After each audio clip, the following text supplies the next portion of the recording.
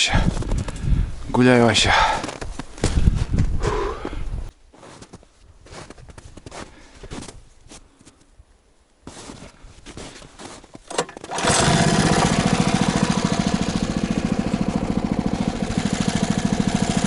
Туда пошли. Вперед.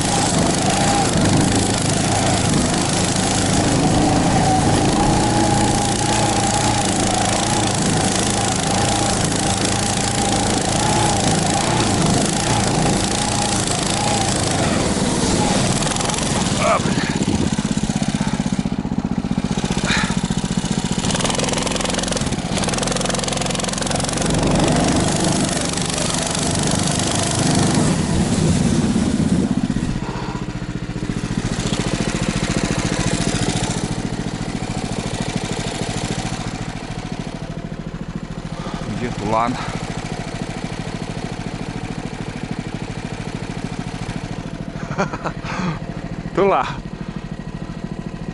Тулан. Я думал, отстал ты далеко. А? Тулан. Тут рядом уже, оказывается, ты шел за мной. Ой, набило капец. Челом здорово, Кырка. Снова мы в избушке. Челом здорово, Кырка. Это как бы я здороваюсь. Приветствие такое. И когда с ночевкой еще прошу у избы разрешение на отдых, на ночлег. Вот. А сегодня без ночевки. Всем большой привет. Еще раз приехал на мотособаке.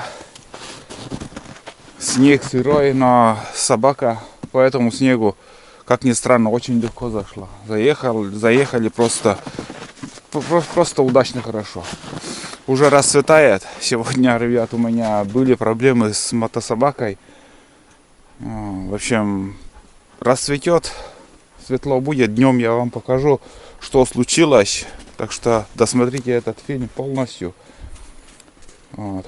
Он заводится с полоборота, но я не смог выехать. Потом причину чуть позже нашел. И сегодня обязательно об этом я расскажу, чтобы знали. Вот, приехал на один день, чтобы посмотреть капканы. Погода вообще, можно сказать, ужасная. В том смысле, что идут дожди, и случись там, если попалась куница, то он просто испортится, шкура. И решил приехать, потому что завтра опять уже дожди начинаются. Схожу, проверю быстренько и обратно поедем. Вот так. Я покажу речку. Речка, в принципе, без изменений. Вон там выдра ходила, ну, не знаю, не видно, наверное. Видно, выдра ходила. Здесь там все открыто, ребят. Не подумайте, что там уже лед стоит. Нет, там снегом закрылось, но там река полностью открыта. Очень опасный лед пока. Хотел сегодня перейти на другой берег, но он тоже пока. Не знаю. Что-то очкую. Рисковать не хочу. Я не вижу смысла от этого риска. Если мне надо, я перейду и пешком, и на мотособаке. Поверьте мне, вы меня знаете. И так, чтобы вот, скажем, из-за того, что там еще не насторожен капкан, мне это не к спеху. Погода, вон, смотрите, как каждый день дожди идут. Вот, ладно, сейчас я затоплю печку. С термоса, как всегда, чай попью. И уже пойдем в лес, сходим. Тулана я не знаю, может даже если не убежит, он уже уходит. Он по своим делам уже уходит. Вон он. Ну и пускай бродит.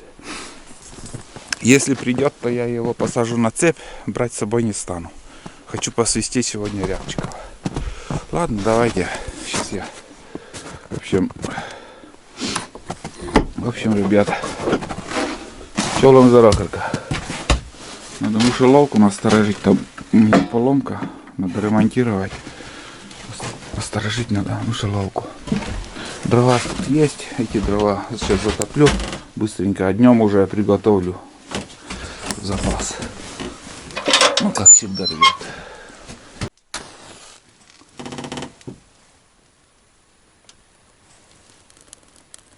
Сейчас он быстро загорится. Смотрите, какое полено закинул туда.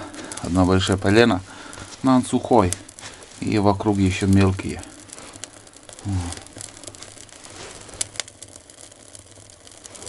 Сейчас быстро нагреется. Несменный бушлат вот там висит. Я его одену. И немножко надо подогреть. Возле трубы там быстро нагреется. Все. Горится он быстро. Ну вот, ребят. Я уже разделся. В избушке тепло. Печка радует. Буржуйка. Ну что, привез я Тулан, ушел, хотел хлеб дать. Ушел куда-то. Он далеко, наверное, сейчас пошел. Что-то не видно. В общем, хлеб привез. Дальше привез вот такие сосиски. Узелки. Я это сырым ем. С хлебом. Можно и отварить. Но сырым тоже вообще. В общем, рекомендую вот такой вот сосиски. Дальше взял ролтон. Сегодня кашу не взял. Ролтон буду есть. Ну и заварка разовая. В прошлый раз в город ездил, 2 больших упаковки брал. Привез запас. У меня остатки еще с прошлого раза вот тут есть. Ружье уже подготовил сегодня. Также будет охота на рябчиков с мелкашкой. Такой патронтаж у меня. Есть видео, как я это снимал, показывал, как это сшил. Ну, 12 патронов, как браслет вот сюда одеваю под рукой. Удобно. Неудобно это, когда в кармане, в спешке там. Неудобно, когда на ружье прикреплено, она отсыревает, там может упасть. Это тоже не очень хорошо. Дальше, что я хочу сегодня показать, это новый манок, ребят. Я с Озона заказал новый манок. Даже, чтобы не забыть, вот такой бумажку с Озона. Это мастерская Артур Ларханиди. Вот. Артур делает манки такие. Увидел. Сперва этот манок я увидел в Ютубе. В Ютубе увидел в одном канале там. В описании зашел, увидел магазин. Зашел в этот магазин, что-то мне цены не понравились.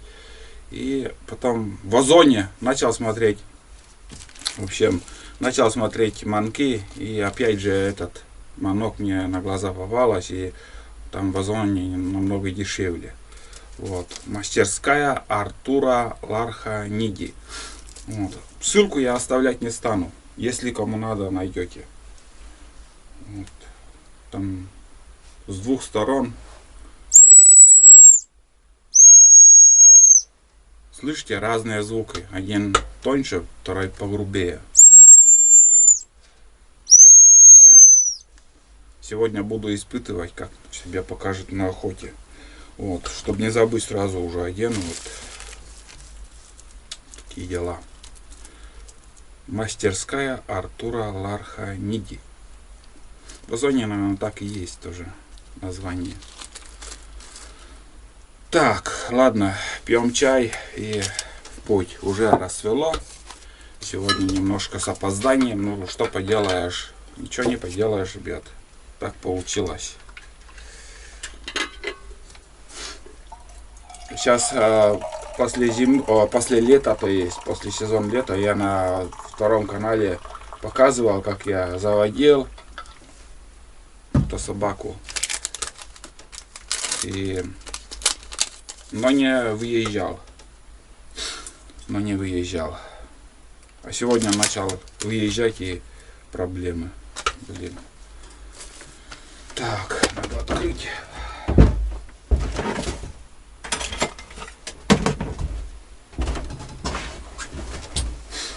Так, попробуем. Узелки. Вот. Я все показываю, ребят. Вот подумаете, там это рекламирую, или Манок рекламирую, или Ролтон рекламирую. Это не реклама, ребят. Я вот чем пользуюсь, что я ем, вот это я все показываю. И если мне, вот скажем, эти сосиски не нравятся, я уже не рекомендую. Вот.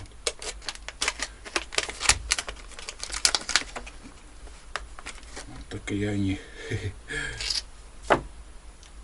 Химия.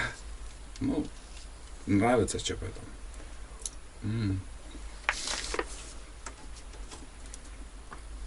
Я говорю, можно сырым есть. И самое главное, очень вкусные почему-то. Вот. Ладно, где хрен поймет. Короче, завтрак показал. Сейчас уже пойдем на охоту. Интересно. Но там следы были. Один след был. Очень надеюсь, что эта куница залетела все-таки. Обычно, когда есть следы, они сразу попадают. Ходовую немножко почистил. Закрыл корытом. Ну, может там снег или дождь начнется. Тулана, ребят, посадил на цепь. Схожу один. Может, тряпчиков посвящу там. Тулан будет мешать. Приду, отпущу. Еще нагуляешься ты сегодня. Ой, нагуляешься. Пускай побудет. Ладно.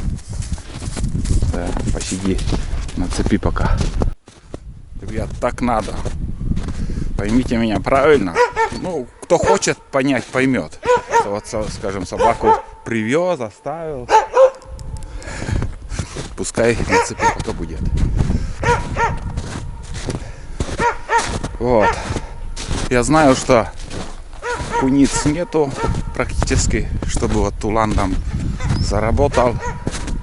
А если шанс будет рябчика, на рябчика поохотиться, Тулан уже будет мешать. Да и если время будет, я еще прогуляюсь по дороге, если дорога там есть. Может, где-то и косачей увижу. Вот смотрите, старицы. Это получается третья старица, которую я перешел. Я вспотел уже. Капец. Мои следы практически не видны уже. По своей тропинке иду. 2 капкана проверил. Тишина пока. Вот. Давайте вот послушаем звук. Как он свистит. Ну я так иду, свищу, пока тишина. Да и следов рябчиков тоже пока не видел. Вот сперва вот знаете, вот один плюс я уже нашел в этом. Вот.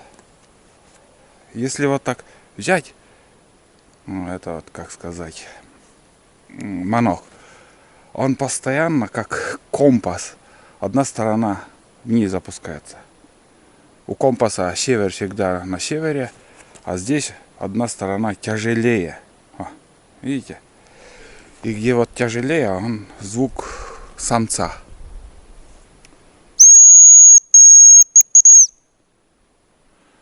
Вот так свистит. Сейчас, конечно, зима уже. Эхо. Сегодня 1 декабря, между прочим. Снег сырой, как в апреле.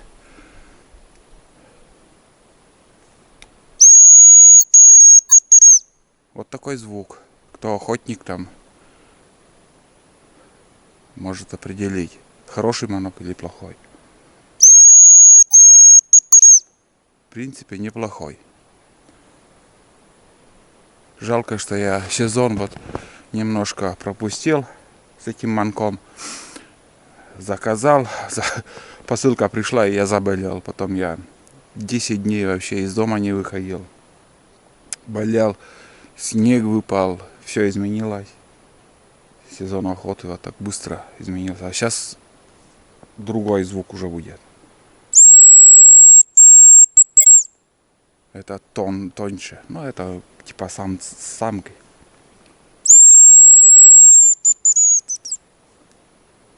Когда как получается, я так и маню. Я не хочу никого учить.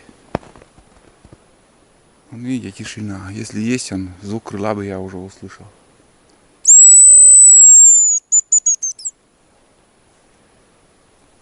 Вот этот самец мне понравился. Вот сразу не перепутаешь, он сразу вниз опускается. Оп. Вот видите, он внизу.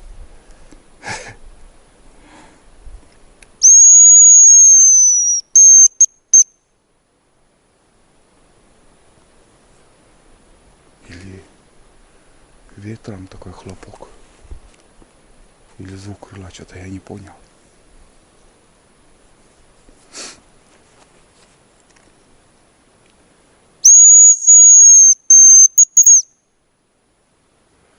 Может, ветер. Один самец откликнулся, вроде в той стороне где-то. Далековато. Не знаю, подойдет, нет. Самец там свистит.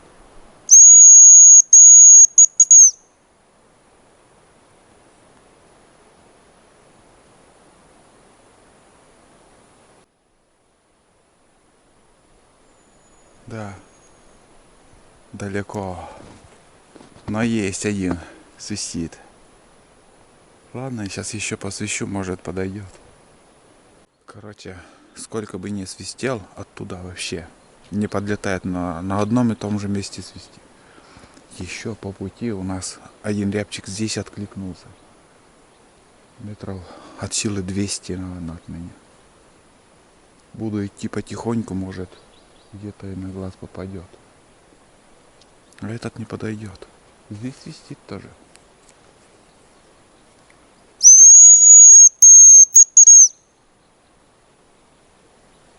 Где-то вот тут еще звук крыла услышал.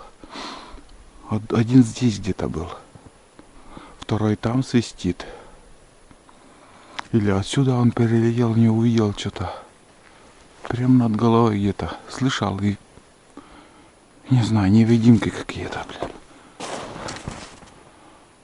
И там один еще остался вдалеке.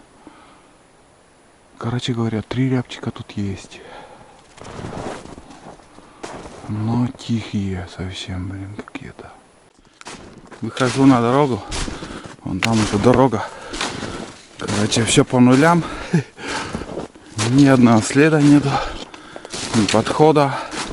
Даже лисы не проходили. Ну все, сейчас по дороге еще поброжу. Дальше схожу. Тут и буранница, и на машине еще ездили. Короче, какой-то след есть. Вот тут еще один рябчик свистит. На обратном пути еще буду смотреть там. А сейчас на луга схожу. Может там косачи есть. Ну сколько будет там буранница. Основная буранница по зимнику пойдет. А вдоль реки мало ездят. Вон 3 Какой косач полетел, ребят. Вот тут прям сидели. Неожиданно сперва один отсюда взлетел, второй оттуда. Еще звук крыла слышу. Они на сосняках иголкой кормятся. И вот один там летел, и еще один прям на глазах.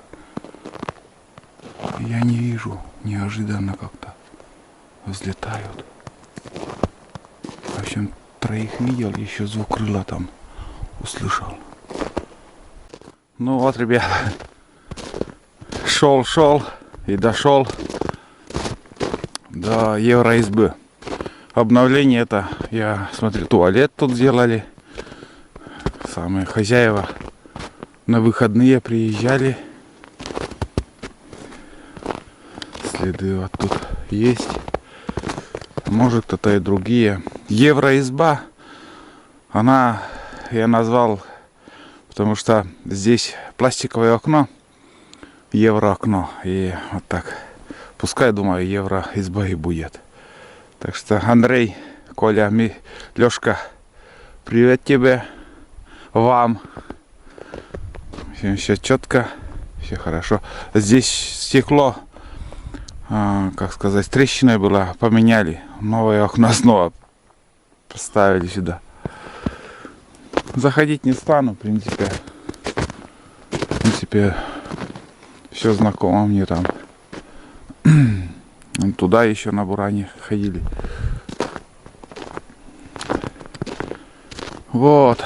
Ну что, ребят, пусто, тишина. Никого нету. Осенью на вторую избу здесь поднимался. И вот хозяева, вот кто вот здесь осенью были, здесь вот поворот, если посмотреть. Поворот. С поворота так поворачиваешь, и на другом берегу там пляж, песок. И я не знаю, штук 20 чучел там было. Гусиных чучел ставили. И так неожиданно поворачиваешь, и там гуси сидят. Так на скидку так посмотришь, и как по-настоящему. Вот видите, как все открыто еще. Здесь такая поляна. Очень часто сюда выходят вот эти косачи, тетерки. Но сегодня вообще их нету. Все пусто. И сколько шел, вот там тоже тишина. Ну вот 3 штуки видел на сосновом лесу возле дороги, там спонтанно взлетели, 3 штуки там было. И все. Кроме этих косачей, еще я видел 3 рябчика. В 3 местах по одному рябчику. Короче, ничего не получилось. Сегодня какое-то невезение с утра. Это невезение у меня. Еле выехал с дома.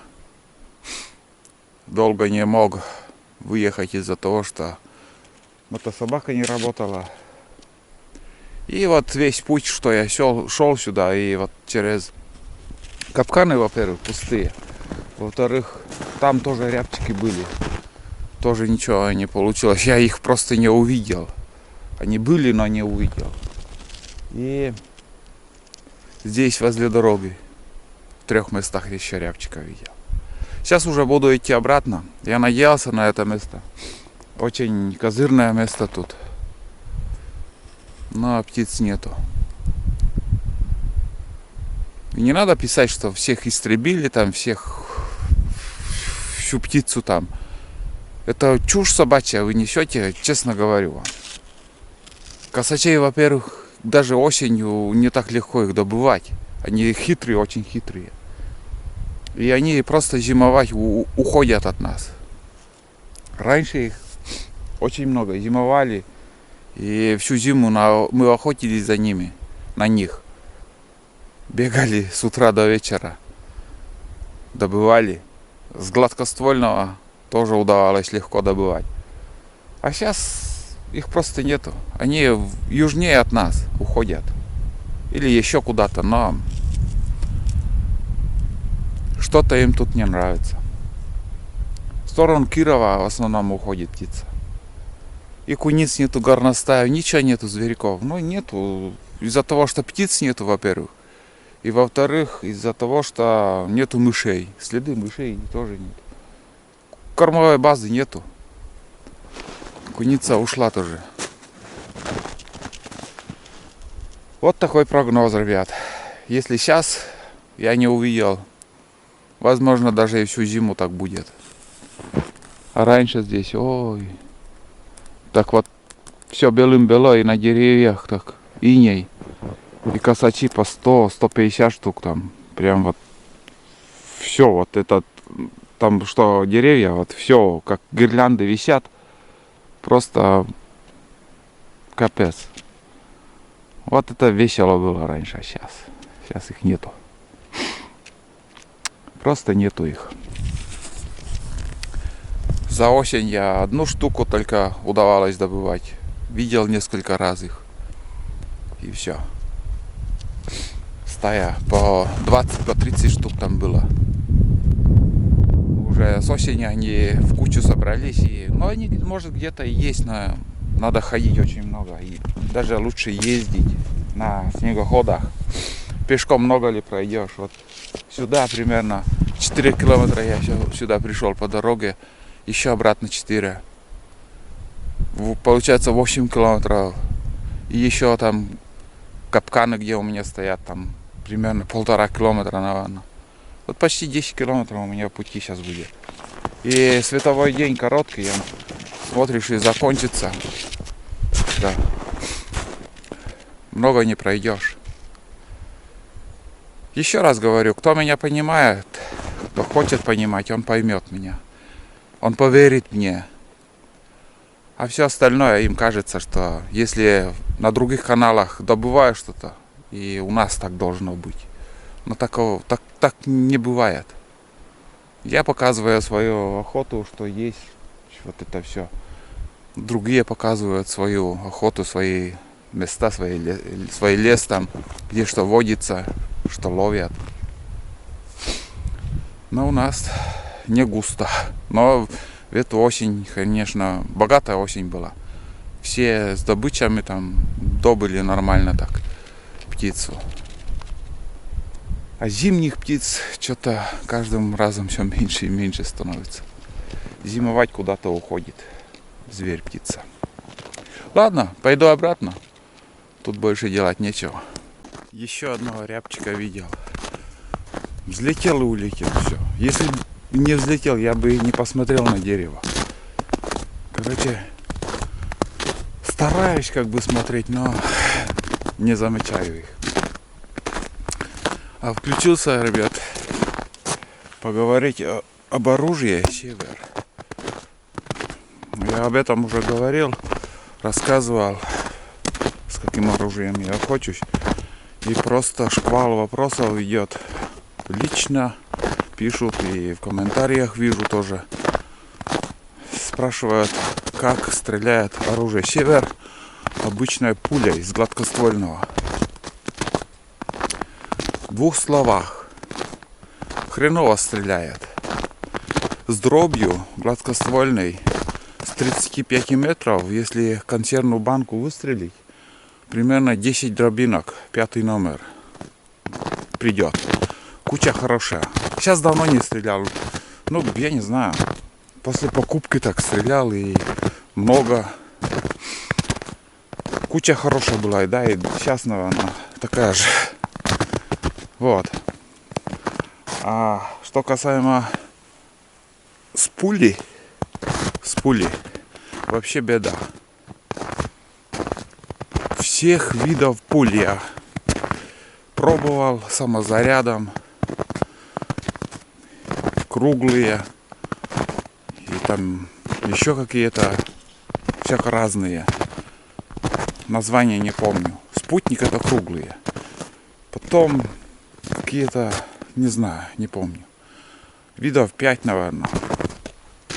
И все пули Ну, даже, скажем, если с 40 метров стрелять, пуля будет идти сантиметров 50 выше. Выше идет. Почему с открытого прицела? Потому что с оптического прицела, если пристрелять оружие под пулю, все равно с мелкашкой разными патронами стрелять и постоянно там перенастраиваешь вот оптический прицел. Ну, короче, лучше без оптики стрелять с пули. И потом я купил на Г, как-то называется. Я не помню. Не помню. На Г какие-то пули, патроны. Не помню. Ну, с этими пулями что-то по банкам пострелял. Вроде нормально идет, думаю, оставил. Потом один момент меня эта пуля тоже расстроила на охоте. И в общем купил еще новый патрон СКМ. Готовые пули были по 80 рублей, наверное, патрон было.